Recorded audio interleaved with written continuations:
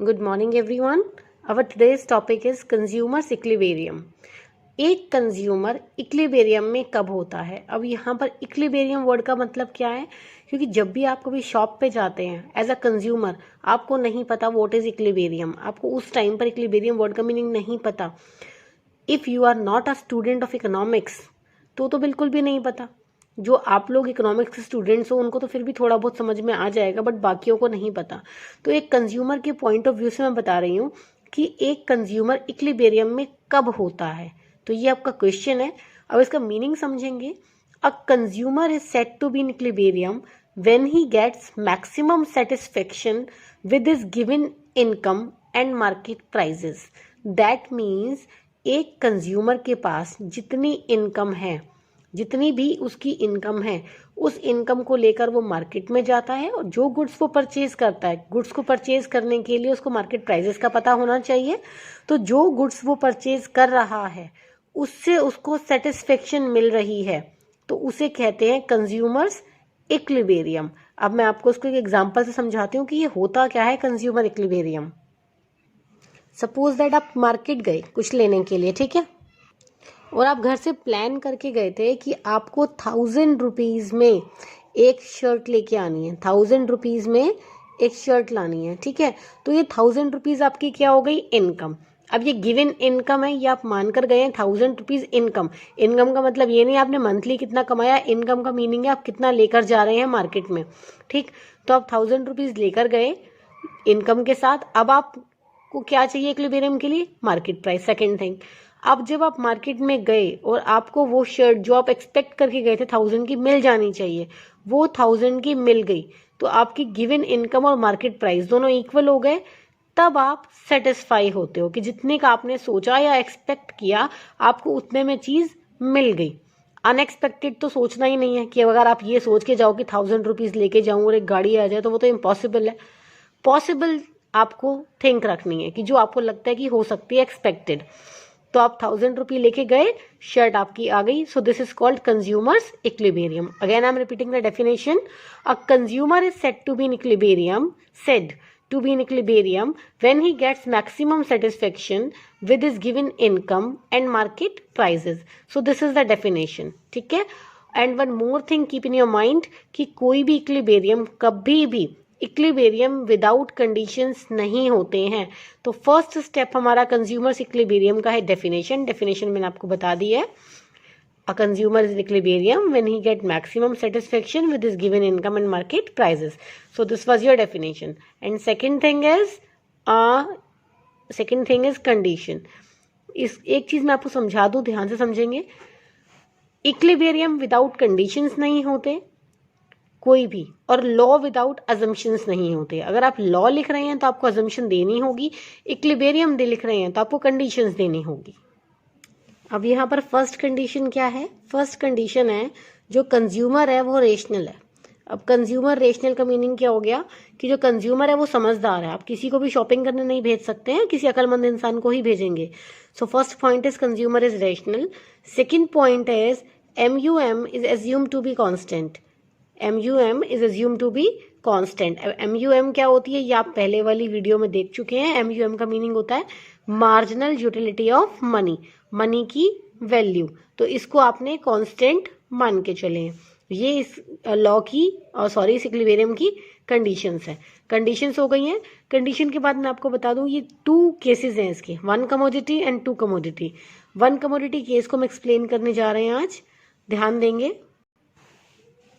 1 commodity case. अब कोई भी केस हो, डेफिनेशन सेम रहेगी, कंडीशन सेम रहेगी. No changes in definition and condition. One more condition is there, very important condition.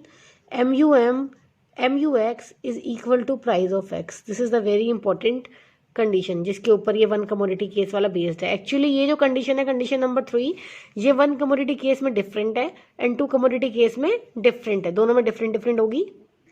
तो यहाँ 1 कमोडिटी केस में क्या है? बहुत सिंपल है. MUX है, प्राइस ऑफ X है. अब सेम जैसे आपने पहले एक शेड्यूल बनाया था MU का, यूनिट है आपके पास, यहाँ पर आपका MUX है. यूनिट कितनी है? यूनिट आप मान लीजिए 1, 2, 3 4 5 यूनिट्स हैं आपके पास। अब जो आपकी MUX है, आपको पता है मार्जिनल यूटिलिटी जो है वो फॉलिंग ऑर्डर में होती है, वो इंक्रीज नहीं होती, तो मैं इसको फॉलिंग ऑर्डर में दे रही हूँ। 15 10 5 0 -5, क्योंकि हमारी जो मार्जिनल होती है वो कभी इंक्रीज हो ही नहीं सकती है, वो कॉन्टिन्यूसली फॉल होती है। रीज़न क्या है, मैंने आपको बताया था, मैंने इसे माइंड के साथ कनेक्ट किया था। और किसी भी चीज़ को हम कॉन्टिन्यूसली यूज़ करते हैं, कंज्यूम करते हैं, तो उसकी वैल्यू कम होती चली जाती है, इंक्रीज नहीं होती है। इसलिए हमारी MU हमेशा फॉलिंग ऑर्डर में होती है। तो ये हो गया आपकी गुड की मार्जिनल यूटिलिटी, ये गुड की है। ये एक्स जो है ना, ये एक्स आपकी गुड है, ठीक है। अब हमें इसको मनी की टर्म्स में वैल्यू देनी है, मनी की टर्म्स में। तो हमने मनी की वैल्यू मान के चल रहे हैं MUM, मनी की वैल्यू मैंने मान ली 5। आपके पास जो मार्जिनल यूटिलिटी ऑफ मनी, जो मनी है उसकी वैल्यू 5 है। तो अब इस x को, जो मार्जिनल यूटिलिटी ऑफ x है, मुझे इसको मनी की टर्म में मेजर करना है। MU in terms of money, in terms of money, in terms of money में इस पूरे को मैं 5 से डिवाइड कर दूंगी, ठीक है। 5 3 जा 15, 5 2 जा 10, 5 1 जा 1 0, और ये आ गया आपका -1। डिवाइड कर दिया हमने सारा का सारा। अब हमने यहाँ पर प्राइस ऑफ एक्स मेंशन नहीं किया, प्राइस ऑफ एक्स वो पहले मेंशन करना चाहिए। प्राइस ऑफ एक्स था मेरा 2। अब इक्विलिब्रियम कहाँ होगा, इक्विलिब्रियम हुआ यूनिट 2 पे, क्योंकि यूनिट 2 पर प्राइस ऑफ एक्स, यूनिट 2 जो है वो कंडीशन नंबर 3 को फुलफिल कर रहा है। कंडीशन नंबर 3 थी हमारी MUX must be equal to price of X. तो प्राइस ऑफ एक्स ये रहा 2 और MUX ये रहा यहाँ पे 2। तो ये आपकी हो गई इक्विलिब्रियम की condition fulfil. This is consumers equilibrium. I hope so समझ में आ गया होगा आपको। अब है इसका डायग्राम, डायग्राम पे ध्यान देंगे थोड़ा सा। डायग्राम में क्या है, जो हमारा MU है, MU वो कॉन्टिन्यूसली फॉल हो रहा है, नेगेटिव हो रहा है। MU in terms of money, ये वाला लेंगे आप। MU 0 भी हुआ, नेगेटिव भी हुआ, ठीक है। तो ये हो गया आपका MU। प्राइस लाइन आपकी कांस्टेंट है 2, यू कैन सी प्राइस आपका कांस्टेंट है, इसलिए मैं प्राइस लाइन आपकी कांस्टेंट ले रही हूँ। Price of x this is 2, ठीक। प्राइस ऑफ एक्स और MUX दोनों इक्वल जिस पॉइंट पर हुए वो इक्विलिब्रियम का पॉइंट है। सो this is the point of equilibrium. I hope so आपको क्लियर हो गया होगा ये क्वेश्चन। तो यहाँ पर आपके नीचे क्या आएगा, क्वांटिटी, यूनिट जो है आपकी, कौन सी यूनिट पे इक्विलिब्रियम हुआ है, इक्विलिब्रियम हुआ है यूनिट नंबर 2 पे। तो नीचे आपकी आएगी यूनिट, यूनिट नंबर 2 पर आपका इक्विलिब्रियम हुआ है। ये आपकी प्राइस लाइन है, प्राइस एंड MU, यहाँ पर दोनों हैं आपके, MU एंड प्राइस। अगेन मैं यहाँ से थोड़ा सा बता रही हूँ, यहीं से थोड़ा सा डाउट होगा, बाकी सब क्लियर होगा, आई नो। यहाँ से देखेंगे MUX, ये MUX, ये एक्स कमोडिटी की मार्जिनल यूटिलिटी है। इसको हमने मनी की टर्म्स में मेजर किया। मैंने आपसे कहा था कि मनी की जो वैल्यू होती है वो हम कांस्टेंट मान के चलते हैं। तो आपके पास जो मनी थी उसकी वैल्यू आपने कांस्टेंट मान ली 5।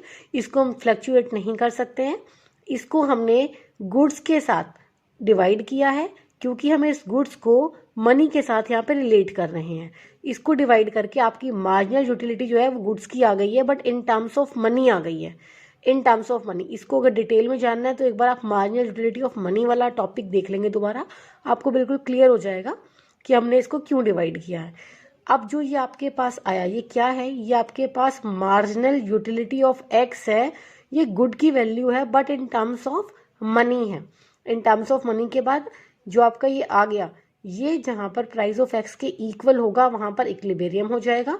तो यूनिट नंबर 2 पे आपका marginal utility of x in terms of money and price of x दोनों इक्वल है, तो ये उसका आपका इक्विलिब्रियम हो गया।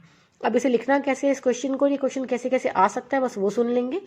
ये क्वेश्चन आ सकता है, explain consumer's equilibrium with utility approach. इसमें 3 अप्रोचेस बन रही है यहाँ पर। Number 1 utility approach, number 2 cardinal approach and number 3 Marshall approach. क्योंकि ये थ्योरी जो है मार्शल ने दी है, तो 3 अप्रोचेस है, इसमें से कोई भी अप्रोच से ये क्वेश्चन बन सकता है, ठीक। 3 नाम है, नाम कोई भी आ सकता है। अब लिखने का तरीका क्या है, number 1 define, number 2 conditions, number 3 schedule, number 4 diagram, number 5 explanation. Now the question is completed.